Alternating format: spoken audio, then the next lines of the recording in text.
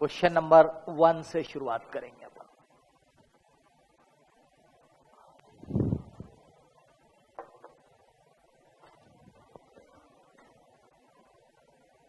Question number 1,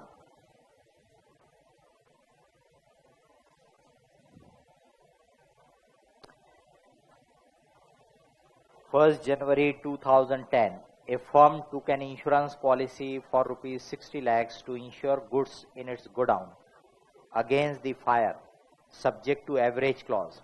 On 7th March 2010, a fire broke out, destroying goods costing rupees 44 lakhs. Stock in the godown was estimated at rupees 80 lakhs. Compute the amount of insurance claim. अब इसमें थोड़ा सा data है। Stock का figure already दे दिया है। आगे के क्वेश्चन में फिर देखोगे कि स्टॉक अपन निकालेंगे, यहां पे स्टॉक ऑलरेडी दे दिया है, सिर्फ एवरेज क्लॉज का आपको यूज करना है। इंश्योरेंस क्लेम या कैलकुलेशन ऑफ क्लेम, ऐसा कुछ लिख सकते हैं आप। स्टॉक पॉलिसी,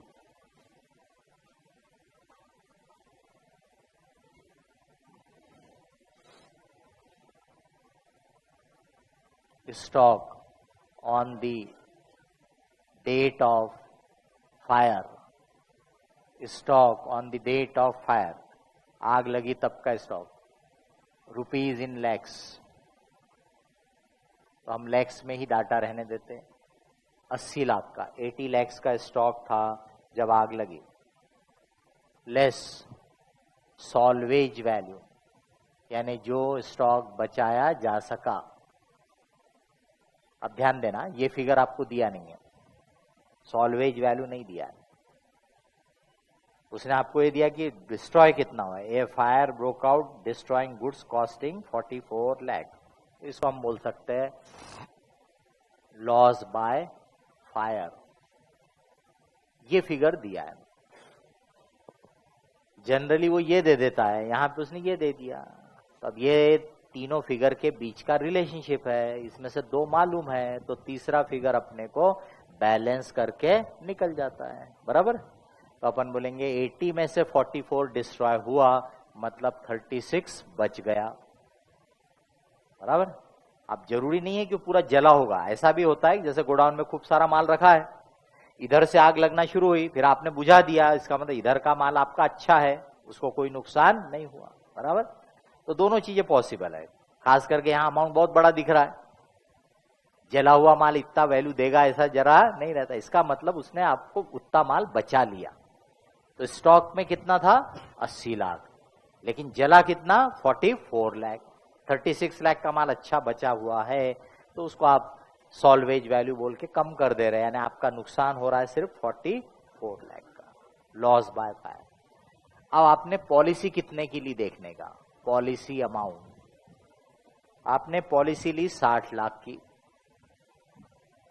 पॉलिसी कितने की है 60 लाख की। इंश्योरेबल सम कितना है, इंश्योरेबल सम कितना है 80 लाख, यानी कि इंश्योरेंस कराना चाहिए था 80 लाख का, आपने कराया इंश्योरेंस सिर्फ 60 लाख का, इसका मतलब आपने इंश्योरेंस कम कराया, इसी को बोलते हैं अंडर इंश्योरेंस।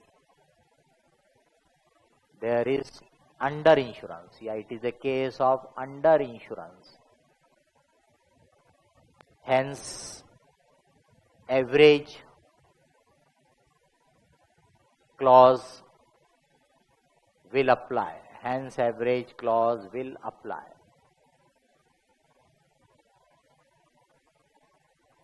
तो claim is equal to, एक पहली बार ऐसे लिख देता हूं, लॉस या amount of loss divided by insurable sum. Insurable sum यानी आपके लिए stock on the date of fire, कि जिस दिन आग लगी कितना स्टॉक गोडाउन में था, stock on the date of fire, multiplied by policy amount, policy amount. अब लॉस हुआ 44 लाख, बराबर है। इंश्योरेबल सम था 80 लाख, आपने इंश्योरेंस कराया 60 लाख, ऐसी देखने का। 80 में से 60 का इंश्योरेंस कराया, यानी 75% इंश्योरेंस कराया, तो बट नेचुरल है, जो भी नुकसान होगा इंश्योरेंस कंपनी 75% ही मुझे देगी, 100% देने वाली नहीं है। That is called average loss. ठीक है, तो अब निकालो इसका 33 लाख। इंश्योरेंस कंपनी आपको 33 लाख का क्लेम एक्सेप्ट कर सकती है। 44 लाख में से 33 लाख आपको इंश्योरेंस कंपनी से मिलेगा। इसका मतलब हुआ 11 लाख का लॉस आपको खुद को बियर करना पड़ेगा, क्योंकि आपने 25% इंश्योरेंस कम कराया है। समझ में आ गई बात? किसी को इसमें कोई क्वेश्चन हो तो बता सकते हैं आप।